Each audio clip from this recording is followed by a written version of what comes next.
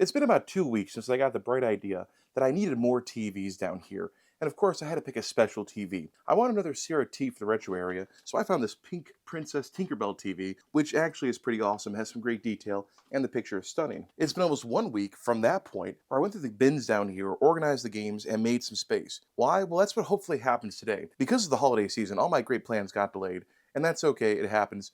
I'm not upset, but I do want to get this project rolling. And in that time, since I started this project, I decided that I also wanted to bring back the Sega CD. The Sega Genesis had moved down here into no man's land for a while now.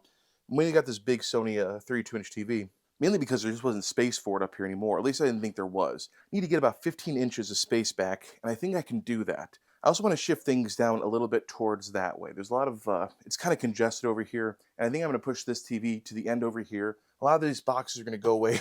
My biggest regret of purchase here, Power Paradise, is going to go somewhere in the longer term of storage. That doesn't need to be out. And frankly, a lot of these Funko Pops, these giant Pokemon, are going to go away because they take up way too much space. And I probably should stop buying them after the first 4 or 5. I don't know why I kept going. It's that FOMO, I think, that everyone experiences, and now I just don't have it anymore. I had more FOMO like 2 or 3 years ago. Now I just don't care really about that kind of stuff. Anyways, that's a little rant there. But we're going to start things off easy at first. Before we get this Princess TV, which will hopefully go up here, you need to make room for some of the stuff they want to keep out on display. Those things being really this Dreamcast karaoke machine box and my Sega Saturn box. To do that, I ended up doing those bins the other day and eliminated a lot of the stuff that was in the bins, either into longer term storage or just emptied it all together. So I have this bin here. It's completely empty. And I have my DS and 3DS games here. I'm going to transfer all that into here. This one will then be empty, which is just like this bin here is the worst bin. Not the worst. Yeah, of the two bins, that bin is the less preferable bin. How about that? So we move all these games in there first, and then I'll have a hole in the shelf here where I can start putting some cool stuff. I'll probably shift it down a little bit, and I'll move the box I want to keep out for display over here. That'll clear off space for that Princess TV, which it will hopefully live up there. My thought process before I even do any of this stuff is that the Super Nintendo and the TurboGrafx 16 will be plugged up to that TV and it'll be tilted a little bit outwards. And you know, the reality is, I'm not sure if that's even going to work. That TV might go and live on top of here eventually. I just don't know. But either way, there's only one way to find out what's going to work and what won't work, and that is to get started. So let's stop delaying and get started. First things first, we got to transfer all these games over. There are a fair amount of DS and 3DS games. I think for a while, between me and my wife, it was the most popular system in the house. And it was also basically a dedicated Animal Crossing machine at a certain point. But this one of these boring parts of it is not the fun part. The fun part's digging through the boxes to find cables that you need, and getting angry when you realize you can't find the cables you need because you put them in the wrong place, then trying to blame other people because they lost stuff for you. That's the fun part about doing these projects. I'm looking forward to it. But for right now, it's the boring part of just move it over. These bins here, what a canvas, are not as good as these here. These have the full amount of space you can get out of an IKEA Kallax bin. And every time I have to move stuff around, I realize just how superior these ones are that you can't buy anymore. I haven't seen these available for a long time, and I should have bought more. But this project of a basement has evolved substantially, even over the course of the past 2 years, much less the 6 years we've been out this way. So there's a lot going on here. But look, they barely fit in here. I have extra space in here. It's amazing. So these things they're fine, but these are definitely the better way to go if you can find them. I forgot what they're even called, these inserts. They take up the full space, and it's great. They're okay. They're not perfect. So that one's done. Let's go move some of those boxes. These down. These need to be displayed somewhere. If I can, 2 very important boxes, although not in the best shape. The Saturn box has seen better days, but it's still a Saturn box. Not sure how uncommon they are nowadays, but definitely a cool piece to have. And there's my Japanese Dreamcast accessory. Only came out in Japan. So, next up means Vulpix is moving. We're going to go fast somewhere else. I'm not sure where.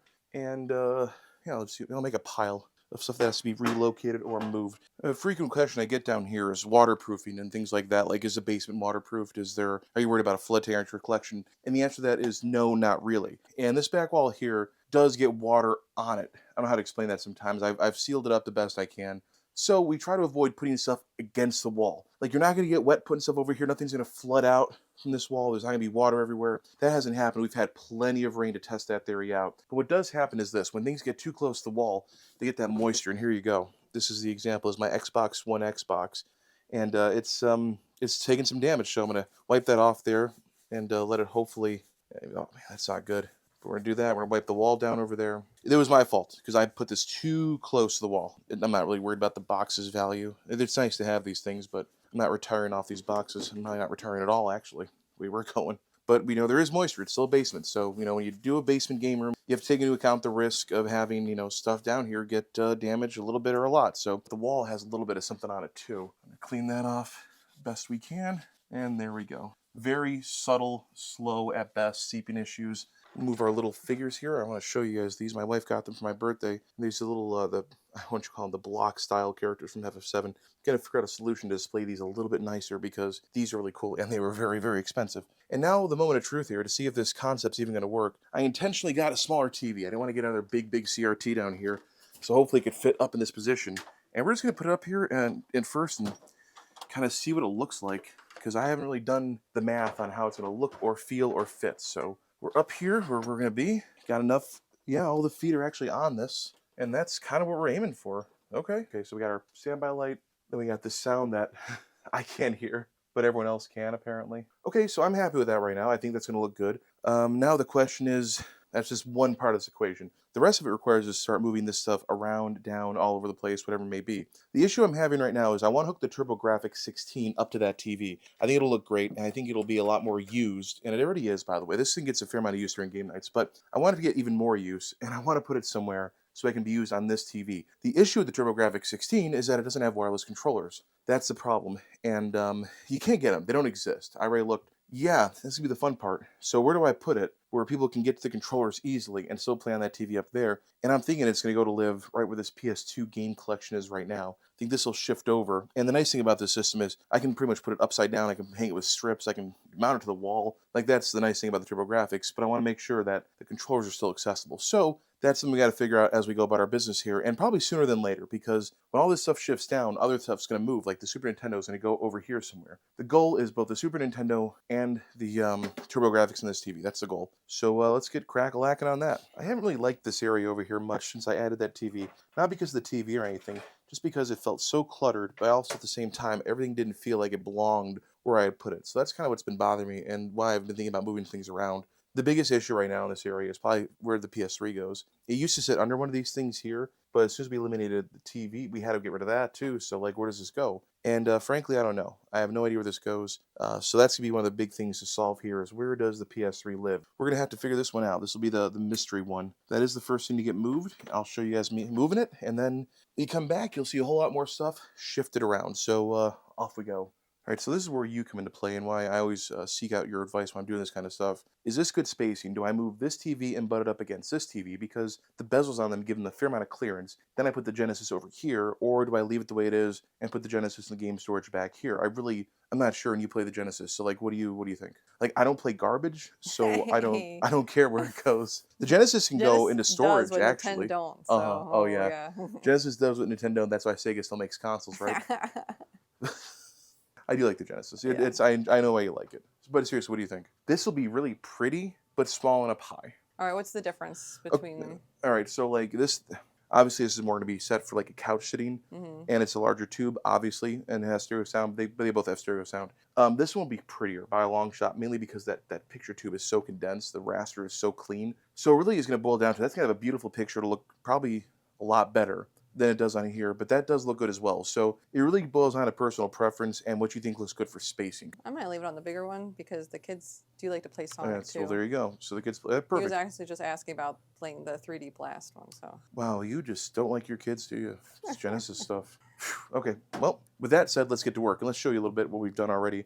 And it's not much. We took some of those pops out, those gigantic pops, those will go back into storage. We made some room over here. The PS3 does kind of hang out over here just fine behind the TV. I might move it a little bit more so it's kind of angled, but we're good there. The other controllers for the PS3 charger can go here. These are the cables for that. This is totally against this wall now, which is great. And honestly, this is pretty good. I moved this TV down a little bit more. My goal is to still keep the majority of the weight on this center support here because it is so heavy. But in general, it's fine. Now, you might be asking, why do I need 15 inches exactly or something along those measurements? Let me show you that real quick here. Let me just go into the mechanical room here. The reason is I need to put this thing here back. This is perfect because the size of this, and by the way, let's talk about what it is. This is a cassette storage deck here. So you put your cassettes in here and storage from back in the day. If you know what those are, great. If you don't know what those are, you're probably people who are at the very end of my core demographic. But these also work really well for Genesis games. You can put Genesis games in these and store them, no problem. So this is really, really useful for that reason, but it is wide. The good news is it also fits the Sega CD unit edition on here perfectly, so it's a win-win situation. I get the space under there I need, the games are stored here, everyone's a winner. But it's quite wide, and now we have exactly the space we need. If you're wondering where the Virtual Boy is going to go, that's just going to go back over by the Nintendo stuff over there, probably where it should be. It looked awkward here, and I've been really missing the Sega CD here, mainly because it had all these wires. Now, I'm not super duper concerned about wires like I used to. I used to have a problem with trying to hide everything. And obviously, a game room like this, you can't avoid a lot of this stuff because it requires those wires to be there. Not a problem. But this was really bothering me, and I'm glad the Virtual Boy will have a place of honor over there, and this will look better and a little more blocked. Where did you put the Sega CD? Oh, it's right here. I don't know how you always lose these things. It's definitely not me. I'm very, very organized. Here, hold this. So now we just need the power adapter for the Sega CD. Do you know where that is? No idea. Oh boy, I wasn't that dumb this time. I actually have it all, I think, in one place. This is a multi-volt. Nope, this is not the right one. Gosh darn it. Where did you put that power brick at, man? Where'd you put it? Where is it? What'd you do with it? You're supposed to be organized with all your little bags and labels. Okay, I'm trying, but I don't. It's unique too. It's one of those 3-in-1 power adapters where you can hook all the Sega CD, the Sega 32X, and the Genesis up with one brick. And now I don't know where the heck I put it, and it's gonna be really difficult to find. So, boy, things always take longer for this reason. If only I was organized. The simplest solution to where that thing went is it's just not down in those bins anymore. It might be over here somewhere. It also might be what I'm using to plug the Genesis. I never thought about that. I might just have kept it over here to use with the Genesis, which would make more sense. Yeah, I think that's what I did. Been there the entire time. I could have sworn I got... anyways, yeah, I could have sworn I... God, I'm an idiot. Okay, well, at least that was easy to find. And here we go with the official... the return of the Sega Genesis, Sega CD. We'll hopefully get the 32X working again. I gotta send that to my friend and yours, Crossface Gaming. Anyways, we all have our power supplies here we need, so we're going to go ahead and hook that up. I'm going to have to try out and see if the Sega CD works. I'm not sure if it needs a cable. I don't think it does because it connects right in that card edge in there. I think it's all good. We're going to make sure just in case. All right, so we were in good shape. The Sega CD still looks great. The picture looks great on this thing. That works again, so we're back in business. That wasn't as bad as I thought it was going to be. And now the only challenge left here, not really a challenge, by the way, just something I have to do, is deciding where these other systems live that are going to be hooked up to that TV over there. And then once we're done with that, we'll do a big look at how things are in the game, in the area down here. And yeah, we'll go from there. But right now, we're doing good. We're in good shape. Okay, so the original plan was just to put the SNES and the TurboGrafx to this TV, and maybe one more system. And I went back and forth a while on what I want to do and move things around with, and I reached the conclusion that I want to put the N64 over here along with the Sega Saturn. And the Sega Saturn is because pretty much no one plays that, and I think if I put a little more emphasis on it over here, then people would want to play a little bit more of it. And it's really not their fault. I only have like 4 or 5 games for it. But one of the issues you have to worry about when you're dealing with like the IKEA Cadillac system and putting systems in here and separating them and all that good stuff is that, first off, these shelves are a nightmare sometimes. Why is that out so far? And second off, these cartridge systems, like this has an EverDrive, so it doesn't need to go anywhere. But, you know, an SNES, one of these, any of the CD systems that aren't slot loaded will have to have clearance. Like you have to be able to open the door for the PlayStation, the Streamcast, the GameCube, the Saturn. You have to be able to put the cart in and out of the system too, and that requires clearance. And that's one of the both best and worst parts about this system is you need clearance, but it does look really good and it is pretty useful. So anyways, I'm going to start running the cords for this. I ordered another switch, audio video switch. So today we'll have 2 things hooked up to that TV, but eventually we'll have 3, and we'll go through one of these switches like this here. So let's kind of move some cables around. We already got most of the cables undone. Everything's ready to go, so we'll see in a few minutes. All right, we're making progress here pretty quickly, and just wanted to stop real quick and kind of show off what we've done here. Turn that off real quick. It turns out the only thing that goes to this TV anymore via composite video is the Sega Genesis. So we eliminated that switch box for all the other stuff that had composite video. And because we're able to eliminate the switch box on this TV, we can just move it right over to the Princess TV right now and be done with this project today, which is actually great news. I have to wait for the Amazon delivery. So that's what I'm doing right now. I'm just going to extend the cable so I can hide it. I'm leaving the switch box down here. It'll be easier to run a single set of these 3 cables to that TV than it would be to run all the cables up there to a switch box, and it'll look a little bit cleaner. So that's what I'm doing right now. And you'll notice I'm using just basic, any kind of AV cable, whatever you want to call these cables. RCA cables will work. These are labeled for component, but they're fine. So we're going to go green to yellow. No, we'll go green to white and blue to yellow. That's what we'll do. Green to white and blue to yellow. Then we'll go in the back of this TV here. And by the way, you don't get much signal loss from long runs of component. I keep saying component video. I keep wanting to hit myself because that's not what it is. RCA cables really don't have a signal loss, unlike HDMI, which for a while you couldn't go very far with it until things would go wrong. So we're going to go on our input here. Those are all in line. Those are all in order. So now we can just take this and put this cable back down there and have one cable popping out instead of it looking really, really unpleasant. So I'll just disconnect that real quick. I'll feed this back down so it's there. And I think that's going to look a lot cleaner, like a lot cleaner. All right, so this is the concept. I'm so glad that I bought this TV because it does have the ability to pretty much go anywhere because of those legs in the back. Yeah, to try something new this year, I'm going to use these command strips on the TurboGrafx 16 itself. And in the effort to save some space here and really get the most bang for the buck, I'm going to put it right here underneath that because you really don't need to access the top of it. There's an EverDrive in there first off. Second off, this is how it gets power right in the front so you can see it. And actually, I can see it better now. It's under the thing, whatever they overhang. And I'm probably going to hit the multi-tap with 3M strips and put it right over here because we do need that for it. So there you go, actually. That's looking pretty solid there. We have the N64 hooked up. We have the TurboGrafx 16. We have the Sega Saturn over here. The last thing we got to do is test it and see what it looks like when we boot it up. And let's just go ahead and do that right now. I got to do some adjustments here, but here we go. We got bonk on our little Tinker-belle TV, and it looks great. And I'm happy with this so far. So we're going to see how this works. Yeah, I'll do some adjustments in the color of the TV, the brightness, everything else, and I'll turn all this stuff on. That's in a few minutes here. So I'm going to get everything cleaned up. I'm going to hook back up all the systems I took out, put the controllers back, do all that good stuff, and hopefully we'll see you pretty soon here. And I'll show you this whole area in all of its glory. Over here we have all this stuff going, and I'm not going to have it going for too long, so I want a copyright claim on this, but this is our big CRT with our GameCube going, the Genesis now here, along with a bunch of other stuff that wasn't there before through Component, and the main star here, this Tinker-belle TV, which is looking great. The picture looks great. It's one of the few things that can make the N64 actually playable, and that is a small CRT. Either way, I think this area looks pretty cool right now, and I'm really excited to try that TV out, probably even tonight. The only issue I'm seeing is a little bit of glare from that light curtain, so we'll work on figuring that out. But otherwise, pretty cool setup, I think at least. But I think the results speak for themselves. I didn't intend to add a TV when this whole break started, but I'm glad I did. It's kind of cool, and I like it to have one more screen down here and to evenly distribute these systems a little bit better. I'm hoping by having their own dedicated TV that the N64 and the TurboGrafx 16 will see a lot more play during game nights. They will have a blast down here with more things to play, a lot more options, and hopefully more accessibility. Anyways, I hope you enjoyed going on this journey with me. We're going to clean the rest of this stuff up here, but until then, we'll see you in the next one.